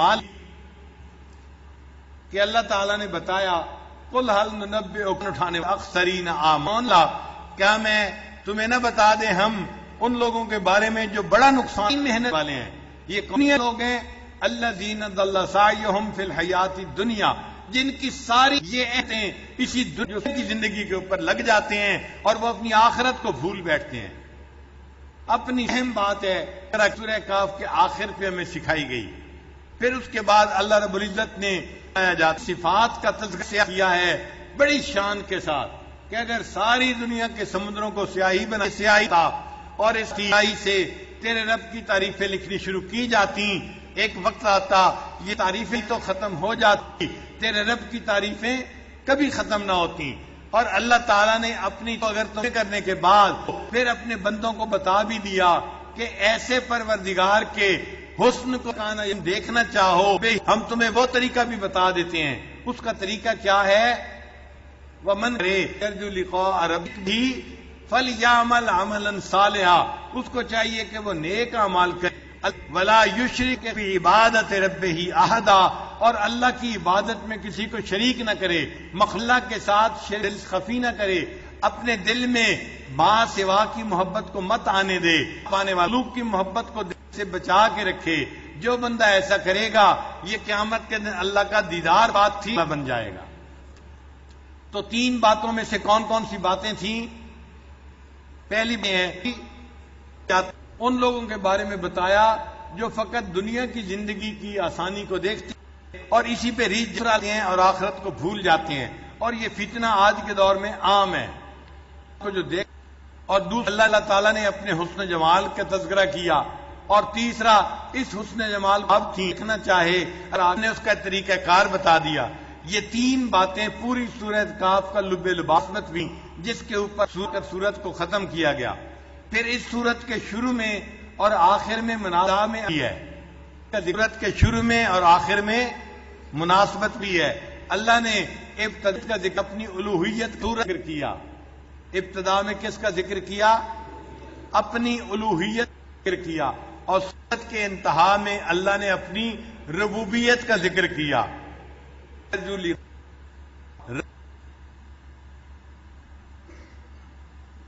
فمن کان رب ہی اپنی ربوبیت کا تذکرہ کیا.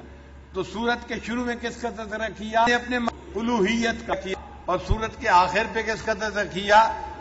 ربوبیت کا. پھر اللہ نے نام کی محبوب کا بھی تذکرہ کیا، شروع میں بھی آخر میں بھی.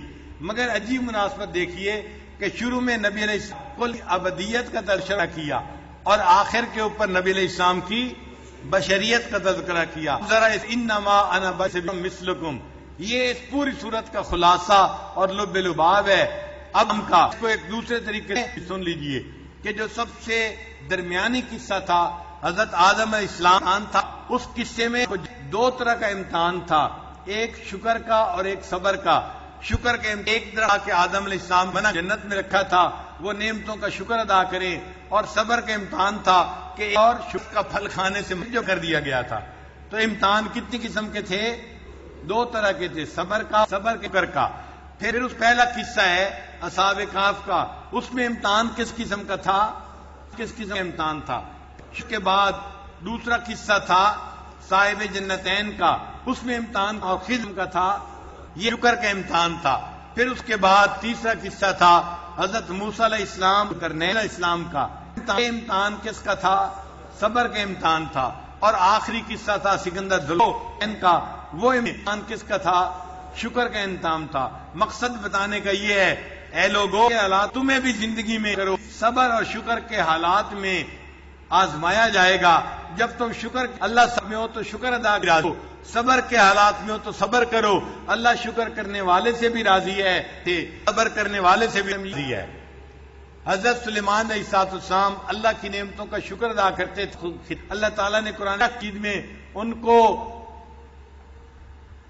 نعم العبد کا ختم پر خطاب دیا، میرا کتنا اچھا بندہ ہے، وہ میری نعمتوں کا شکر ادا کرتا ہے. حضرت ایوب علیہ السلام بیماری آئی، انہوں نے صبر کیا. اللہ فرماتے ہیں انا وجدناہ صابرا، اللہ عبد انہ اواب، یہ میرا کتنا پیارا بندہ تھا، میری طرف رجوع کرنے والا تھا. ایوب نے سلیمان علیہ السلام کے شکر کی وجہ سے ان کو بھی نعم العبد کا خطاب دیا. اور سورہ ایوب علیہ السلام کو سبق کی وجہ سے ان کو کون سا خطاب دیا؟ نعم العبد کا خطاب دیا. عبد کہف ہمیں یہ سبق دے رہی ہے، اے بندو اگر نعمتوں کا شکر ادا کرو گے تب بھی تم نعم العبد بنو گے، اور اگر تم مشکل میں صبر کرو گے تم نعم العبد بنو گے. لہذا نعم الدیدار بن کر زندگی گزارو اور اللہ کے ہاں کامیاب ہو جاؤ، اور جب آخرت میں جاؤ تو اللہ کے صبر کو کرنے والوں میں شامل ہو جاؤ. اللہ تعالی ہمیں بھی آخرت میں اپنا دیدار عطا فرمائے اور میں صبر کرنے والا، شکر کے حالات میں شکر کرنے والا بنائے. وآخر دعوانا الحمدللہ رب العالمین. آخری میں تو بعض ساتھیوں کی طرف سے پھر فرمائش آئی ہے کہ آخری دن مجلس ہے، طالبہ کے کلمات پڑھا دیں. عین ممکن ہے کہ رمضان مبارک کے اس آخری مرتبہ میں اللہ تعالی ہمیں توبہ کے لیے قبول فرما لے، تو سچے دل کے ساتھ پھر توبہ کر لیجیے.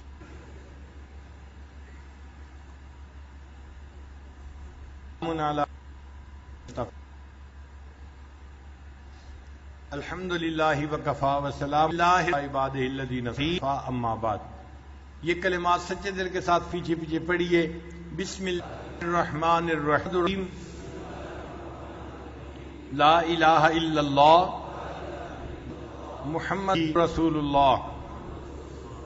آمنت باللہ وملائکتہ وکتبہ ورسلہ اليوم الآخر والقدر خیرہ وشرہ الموت من اللہ تعالی والبعث بعد الموت.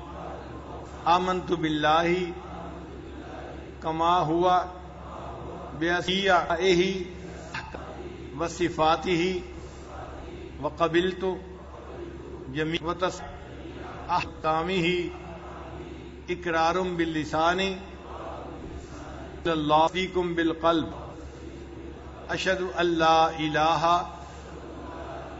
الا اللہ واشہد ان محمدا عبدہ ورسولہ استغفر اللہ ربی من کل ذنب رحمت واتوب الیہ برحمتک یا الراحمین۔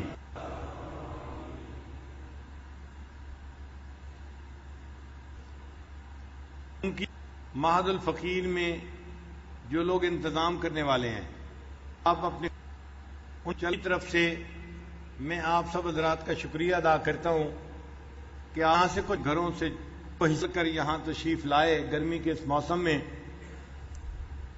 مجھے یہاں سے لینا علماء ملے جو کوہستان سے آئے ہیں۔ کوہستان جو ہے یہ گلگت جاتے ہوئے راستے میں جو پہاڑی سے پتہ نہیں ہے خشک پہاڑ ہیں، تو یہ وہاں سے آئے ہیں، وہاں اطلاعات کا بھی کوئی سلسلہ نہیں ہے، پر اللہ نے کیسے ان کو اطلاع پہنچائی اور ان کے دل میں بات آئی، وہ کوہستان سے چل کر یہاں کیمپ کے لیے آ گئے۔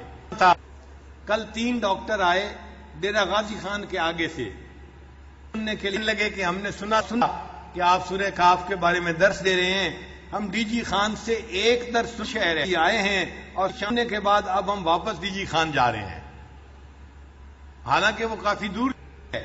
اللہ کی شان کے وہاں سے اللہ اپنے بندوں کو بھیج رہا ہے۔ بعض نوجوان یہاں کوئٹہ سے آئے ہوئے ہیں، یہاں پر بعض نوجوان کشمیر سے آئے ہوئے ہیں، یعنی ملک کے چاروں طرف سے اللہ تعالیٰ نے یہاں اپنے بندوں کو بڑھیا ہے۔ ہم نے نہ اخبار میں خبر دی تھی، نہ ہم نے کوئی اشتہار چھاپا تھا، یہ فقط ایک برڈ آف ماؤتھ تھا جو اللہ تعالیٰ نے اپنے بندوں تک پہنچایا اور ان کے دل میں بات باہر، اور اللہ نے اپنے بندوں کو خود یہاں پہنچا دیا۔ یہ اللہ کا احسان ہے، یہ اللہ کی مہربانی ہے۔ اور آپ حضرات کا تشریف لانا، اس کے اوپر جو انتظامیہ ہے وہ آپ لوگوں کا شکریہ ادا کرتی ہے، اور جو خدمت کی جماعت ہے وہ آپ کے ساتھ آپ کے سامنے معذرت بھی کرتی ہے کہ جیسے کھانا پیش آنا چاہیے تھا اس میں کمی ہو گئی، جیسے آپ کے آرام کا خیال رکھنا چاہیے تھا ہم ایسے نہیں رکھ سکے۔ ہم امید کرتے ہیں آئندہ سال انشاءاللہ ہم یہ اعتکاف پھر یہیں پر کریں گزاریں، اور آئندہ سال ان بھی اقدامات پہلے سے بہتر کرنے کی کوشش کریں گے۔ علماء طلباء سے خواہش ہے کہ وہ اسی طرح اعتکاف میں ابھی سے بے شک اپنا ذہن بنا لیں، یہاں تشریف لائیں گے، ہم انشاءاللہ ان کی خدمت کو کریں گے اور کوشش کریں گے کہ وہ یہاں پر 10 دن انابت اللہ کے ساتھ گزاریں۔ بند کر لی، اللہ ہماری اس نیت قبول فرما لے۔ تھوڑی دیر کے لیے مراقب ہو جائیے، آنکھوں کو کیجیے، سر کو جھکا لیجیے، دنیا اور جو کوئی دنیا میں ہے اس سے ہٹ کٹ اللہ کی یاد میں ڈوب جائیے۔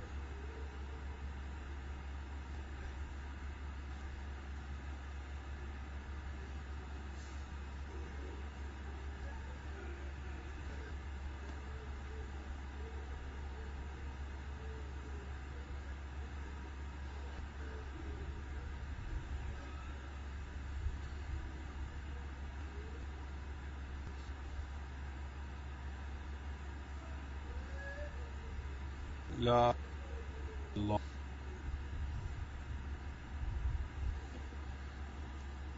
لا الہ الا اللہ محمد رسول اللہ اللهم سبحان ربي الوهاب اللهم انت صل على سيدنا محمد وعلى آل سيدنا محمد وبارك وسلم الله السلام منك سلم تبارك الجلال والإكرام اللهم اغفر لنا ورحمنا تغفرك اللهم اغفر لي والمؤمنين والمؤمنات والمسلمين والمسلمات پروردگار عالم ہمارے سے کیے کبیرہ گناہ معاف فرما اللہ وہ گناہ جو ہم نے دن میں کیے معاف فرما وہ گناہ جو ہم نے راتوں میں معاف فرما اللہ وہ گناہ جو ہم نے محفلوں میں کیے معاف فرما وہ گناہ جو ہم نے تنہائیوں میں کیے ارادے فرما پروردگار عالم وہ گناہ جو ہم نے ارادوں سے کیے معاف فرما وہ گناہ جو ہم نے بنا وہ کیے معاف فرما اللہ وہ گناہ جو ہمیں یاد ہیں وہ بھی معاف فرما وہ گناہ جو ہم کر کے بھول گئے اللہ بھی معاف فرما میرے مولا ہم ظاہر میں بندے ہیں حقیقت میں نہایت گندے ہیں ہمارے من کی گندگیوں کو دور فرما اللہ دلوں کی ظلمتوں کو دور فرما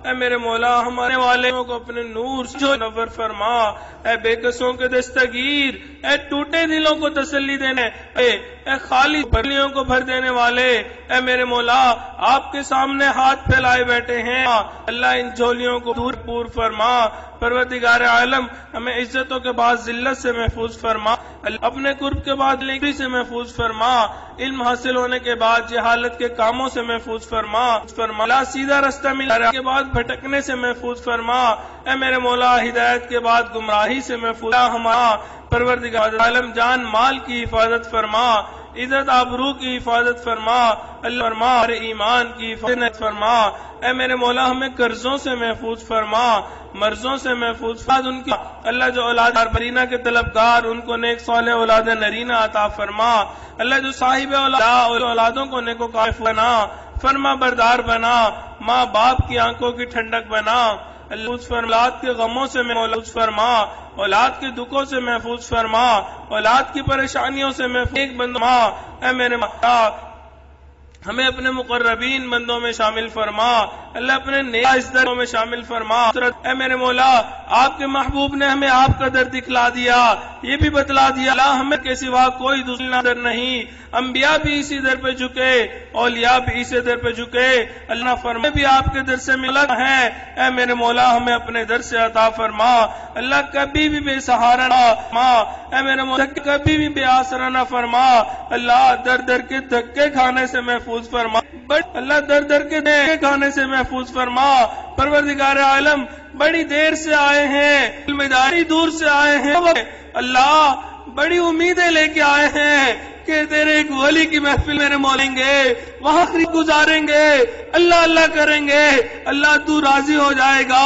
اے سے بغلا آج آخری ایام ہے اے میرے مولا اگر آپ راضی نہ ہوئے ہمارے اللہ سے راضی ہوئے ہمیں یہاں سے بھیج دیا اے میرے مولا ہم سے زیادہ پھر بدبخت کوئی نہیں ہوگا اگر عاشق ہی نہیں ہوگا اے میرے مولا ویسے بھی رمضان المبارک کی آخری ساعتیں ہیں اللہ آپ راضی نہ ہوئے ہم سے مانے نہ اللہ پھر تو ہلاکت ہمارے لیے ہوگی اللہ بربادی ہو میرے مولا ہمیں ہلاک ہونے سے بچا لیجئے اللہ برباد ہونے سے بچا لیجئے اللہ تعالی ہم سے راضی ہو جائیے اللہ راضی ہو جائیے پروردگار عالم رحمت کی ایک نظر اللہ فرما دیجئے اللہ ایک نظر عطا فرما دیجئے اللہ ایک نظر عطا فرما دیجئے یہ دعا مانگنے میں ڈر بھی لگتا ہے یہ جواب نہ آ جائے رحمت کی نظر میں سمیہ پہ ڈالتا رحمت کی نظر میں بلال پہ ڈالتا تھا تم اپنے کرتوتوں کو دیکھو اپنے عملوں کو دیکھو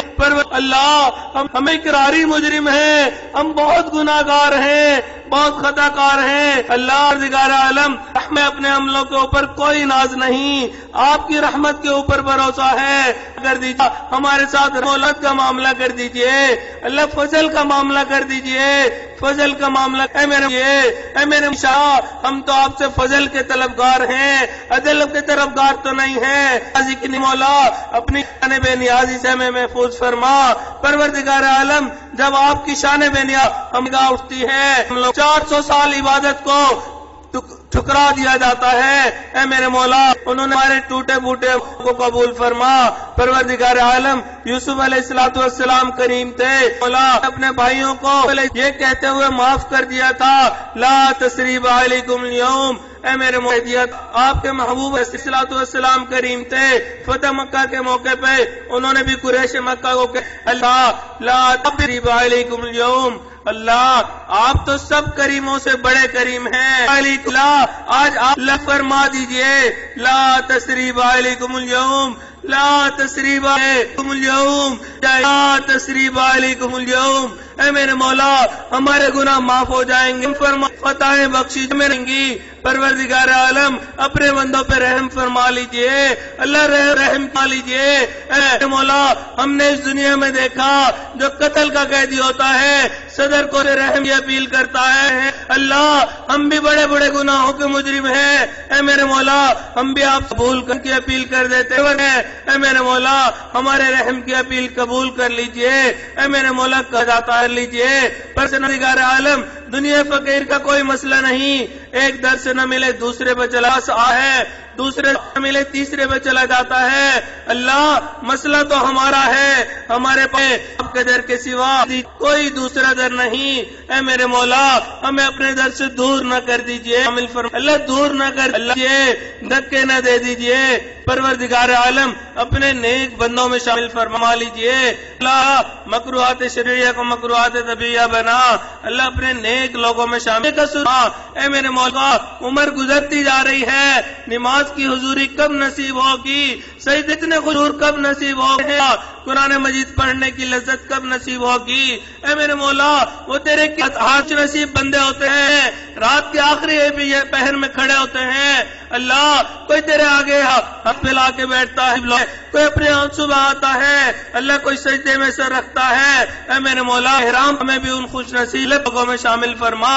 اے میرے مولا تیرے کتنے خوش نصیب لوگ ہوتے ہیں، پہنتے ہیں لبیک اللہم لبیک پڑھتے ہیں، اللہ کوئی تیرے گھر کا طواف کرتا، ہمیں بھی کوئی ہجر اسود میں بوسے دیتا ہے، کوئی ملتزم سے لپٹ کر دعائیں مانگتا ہے۔ اے میرے مولا فرمان خوش نصیب لوگ شامل فرما، اللہ بار بار حرمین شریفین کی حاضری کی توفیق عطا فرما، اللہ بار بار اپنے محبوب کے در کی قبولیت والی حاضری عطا فرما۔ اے میرے مولا حرمین شریفین کی حفاظت فرما، اللہ حرمین شریفین کی حفاظت فرما۔ پروردگار عالم قبول، آپ نے قرآن مجید اللہ فرمایا ادعونی استجب لکم، مجھ سے دعا مانگو میں تمہاری دعا کروں گا۔ ہم آپ سے ہی مانگ رہے ہیں، اللہ ہمارے دلوں کی نیک تمناؤں کو پورا فرما، اللہ نیک مرادوں کو پورا فرما۔ اے میرے مولا آپ نے قرآن مجید میں فرما دیا وَأَمَّا السَّائِلَ سوال فَلَا تَنْهَرْ، مالی کو انکار نہ کرو، جھڑکی نہ دو۔ اے میرے مولا ہم بھی تو آپ کے در کیے ہیں، اللہ انکار نہ کر دیجئے، جھڑکی نہ دے دیجئے، اے میرے مولا دور نہ کر دیجئے۔ کیا پروردگار عالم رمضان کا فقیر جب اپنے گھر سے نکلتا ہے اپنے بچوں کو دلاسا ہی آتا ہے، ان میں کچھ دے کے آتا ہے، میرے بچوں میں تو رمضان کا بھکاری ہوں، کوئی نہ کوئی تم لوگ درس کھا کے کچھ نہیں دے دے گا، رات کو جب میں واپس لوٹوں گا گھر میں کھانا بنے گا، ان سے کھانا کھا سکو گے۔ اے میرے مولا ہم بھی رمضان کے بھکاری بیٹھے ہیں، اللہ 9 دن آپ کی چوبے پکڑ کے بیٹھے ہوئے ہیں، اللہ اب واپس جانے کا وقت قریب ہے، اللہ اگر آپ نے ایسے ہی کیا دیا خالی ہاتھ لوٹا دیا، اے میرے مولا ہم کیا منہ دکھلائیں گے، اللہ ہمارے بھی بن جائے گا۔ اے میرے مولا ہمیں عطا کر دیجئے، اللہ جب گھر ان کے اہل تھے بچے بھی موجود تھے، اللہ انہوں نے الوداع کہا تھا، اے میرے مولا اس سے لاکھوں میں آنسو بھی تمہیں، اللہ انہوں نے دعاؤں کا کہا تھا، اے میرے مولا اگر ہم ویسے ہی ہم نے گئے، اے میرا اللہ وہ کیا کہیں گے، کیا لینے کے لیے گئے تھے۔ پروردگار عالم بل بادشاہوں کو دیکھا ہے جب کوئی ان کے در پہ آتا ہے وہ یہ نہیں پوچھتے کیا لے کے آئے ہو، کیا لے کے پوچھا جاتا ہے کیا لینے کے لیے آئے ہو۔ اللہ آپ بھی ہم سے نہ پوچھئے کیا اللہ آئے ہو، کیا تمہارے پاس ہے، اللہ ہمارے پاس دکھانے کے لیے کچھ بھی نہیں، بخشا. کالے منہ لے آئے ہیں, سیاہ دل لے کے آئے ہیں, اللہ آپ سے اپنے گناہوں کو آ کر دکھانے کے لیے آئے ہیں. اے میرے مولا ہم سے نہ پوچھیے گا کیا لے کے آئے ہو, اللہ دیجیے گا, اے مولا عطا کر دیجیے گا. پروردگار عالم رحم کی اپیل کرتے ہیں, رحم کی اپیل کر اللہ ہے. اے میرے مولا ہم سے راضی ہو جا. اے میرے مولا بلا حساب کتاب ہمیں جا فرما. اگر قیامت کے دن آپ نے حساب کتاب کا ارادہ کر لیا, اللہ جہنم ہمارا ٹھکانہ بن جائے گی. اے میرے مولا آپ کی جہنم سے ڈر لگتا ہے, اللہ آپ فرما سے ڈر لگتا ہے. اے میرے مولا جہنم سے ہماری حفاظت فرما. اللہ جنت الفردوس عطا عذاب. اے میرے مولا حساب کتاب سے محفوظ فرما, قبر کے عذاب سے محفوظ فرما, حشر سے محفوظ فرما, پل صراط سے گزرنا آسان فرما. اے میرے مولا اپنے محبوب کے ہاتھوں سے ہوں گے کوثر کا جام عطا فرما. پروردگار عالم ہم نے سنا ہے قیامت کے دن کچھ لوگ ایسے لے محبوب کے سامنے تشریف لے جائیں گے, محبوب علیہ الصلوۃ والسلام اپنا چہرہ پہ راضی دیں گے. اے میرے مولا ہمیں ان لوگوں میں شامل نہ فرما. اللہ ہمارے محبوب کا ہم سے قیامت فرما. اللہ ہمارے آقا کو ہم سے راضی فرما. اے میرے مولا ہم نے اپنے بڑوں سے سنا ہے اے میرے دن کچھ لوگ اس ہارے اٹھیں گے, وہ آپ کو دیکھ کے مسکرائیں گے, آپ ان کو دیکھ کے مسکرائیں گے. میرے مولا ہمارے اعمال اس قابل نہیں کہ ہم یہ کہہ سکے مگر آپ کی رحمت کو دیکھتے ہیں مانگنے کو جی کرتا ہے لوگ. اے میرے مولا ہمیں اپنا دیدار عطا فرما. اللہ اپنا دیدار عطا فرما. اللہ اپنے نیک لائحوں میں شامل فرما. اے میرے مولا نیکی تقوی والی زندگی گزارنے کی توفیق عطا. پروردگار وسلم ہم نے اس دنیا میں دیکھا کتے کے اندر وفا کی صفت ہوتی ہے. اللہ اے میں اپنے نیک لوگوں میں وفاداری کی توفیق عطا فرما. اللہ وفاداری کی توفیق عطا فرما. میرے مولا اگر آج اپنے نیک لوگوں کے ساتھ بھی نہ جڑ سکے اے میرے مولا پھر تو ہم سے کتا اچھا تھا. اصحاب کہف کے ساتھ جڑا رہا تھا, اللہ آپ نے اس کے لیے جنت کا فیصلہ کر دیا. اے میرے مولا ہمارے لیے بھی فرما دیجیے. اللہ فرما دیجیے. اے میرے مولا فرما دیجیے. اے مور سے بلا جو ہمیں نبی علیہ الصلوۃ والسلام نے آپ سے مانگی ہمیں وہ خیریں عطا فرما. جن بیٹھے جو نہ مانگی ان پہ پناہ عطا فرما. پروردگار عالم حاضرین مجلس جو ہیں یہ دور پورا فرما. لوگ ان دعاؤں پہ آمین کہہ رہے ہیں. اللہ سب کی دلوں کے نیک تمناؤں کو پورا فرما, نیک حاجات کو پورا دین. اللہ آپ دلوں کے بیچ جانتے ہیں, جو دلوں میں پریشانیاں ہیں ان کو دور فرما. اللہ ہمارے اس کے کام کے لیے قبول فرما. اللہ دین کے کام کے لیے قبول فرما.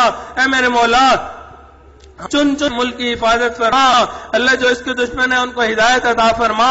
جن کی قسمت میں ہدایت نہیں خدمت میں ان کے دفع دور فرما. پروردگار عالم تیرے یہ بندے تیرے گھر میں آئے تھے, اللہ اگر ان کی کوئی کمی رہ گئی اے میرے مولا ہمیں معاف فرما. اللہ معاف فرما. اللہ خدمت جماعت کے جو لوگ ملتی ہے اللہ ان کو اپنے مقبول بندوں میں شامل فرما. اے میرے مولا ہم نے سنا ہے عبادت سے جنت کے بندے, خدمت سے احرام ملتا ہے. اللہ یہ سحری افطاری میں کھڑے ہوتے تھے آپ شامل کا خیال کرتے تھے. اے میرے مولا ان کو اپنے مقبول بندوں میں شامل فرما. اللہ نیک بندوں میں فرما. پروردگار عالم ہمارے عزیز احمد برکات عالیہ کی صحت میں برکت عطا فرما. اللہ زندگی میں برکت عطا فرما. کام کاروبار میں برکت عطا فرما. اللہ رزق میں برکت عطا فرما. مولا قدم قدم اپنی برکت شامل حال فرما. اللہ ہر قسم کے شرور و فتن سے محفوظ فرما. اے میرے منی سے ہر قسم کے شرور اللہ فتن سے محفوظ فرما. اللہ حاسدین کے حسد سے محفوظ فرما. دشمنوں کی دشمنی کو محفوظ فرما. دوستی کے رنگ میں دشمنی کرنے والوں سے بھی محفوظ فرما. اے میرے مولا اس خان فرما قیامت تک آباد شاد فرما. اللہ اس ادارے کو دن دگنی رات چوگنی ترقی عطا ادارے سے. اے میرے مولا جتنے کام یہاں چل رہے ہیں غیبی خزانوں سے ان کو پورا فرما. اللہ جو اس میرے مولا محبت کرتے ہیں ان کو بھی اپنے نیک لوگوں میں شامل فرما, اپنے محبین میں شامل فرما. اے اللہ پوری زندگی نیکی تقوی اختیار کرنے کی توفیق عطا فرما. اللہ ہمیں مانگنا نہیں آتا, بن مانگے ہمیں عطا فرما. اے میرے مولا بن مانگے ہمیں عطا فرما. اللہ جو ہمارے عزیز اخراجات شائق رشتہ دار اس دنیا سے فوت ہو گئے ان کی مغفرت فرما.